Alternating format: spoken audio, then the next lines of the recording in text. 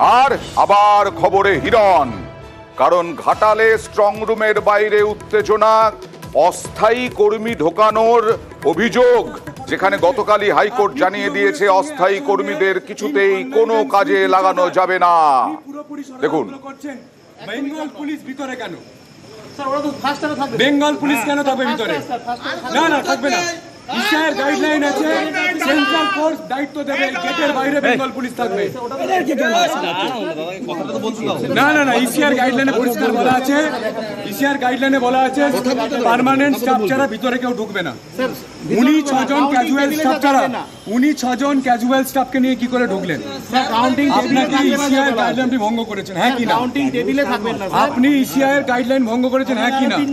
যে স্টাফরা ভিতরে আছে তারা কি পার্মানেন্ট অফিসারকে পাঠাবেন?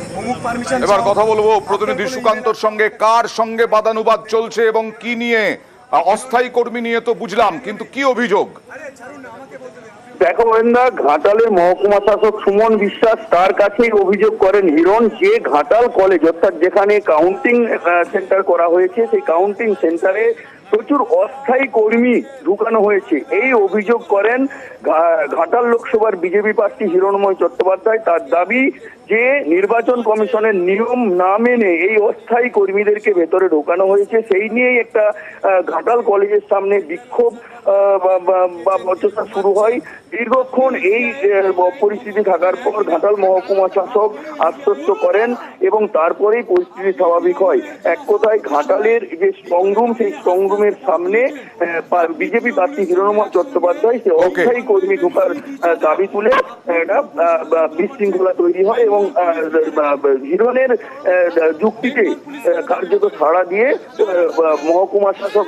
আমরা ভোটের দিনও দেখেছি হিরণ দৌড়ে বেরিয়েছেন আর দেব কুল কুল থেকেছেন। আজকেও কি তাই হবে? দেখা যাক। আর মাত্র কিছুক্ষণ, তারপরেই 8টা থেকে শুরু হবে ভোট গণনা।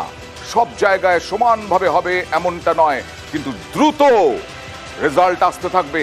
আর আমরা এই নিউজ 18 বাংলা একদম রেজাল্টের জন্য অপেক্ষা করুন। রেজাল্ট আমরাই সব থেকে আগে দেখাই, কোনো তাড়াহুড়ো নয়, কোনো চটজলদি নয়, ঠিকঠাক রেজাল্ট আমরা তুলে ধরি। সব তথ্য সবার আগে পাওয়ার জন্য চোখ রাখুন নিউজ 18 বাংলায়। অনেক তো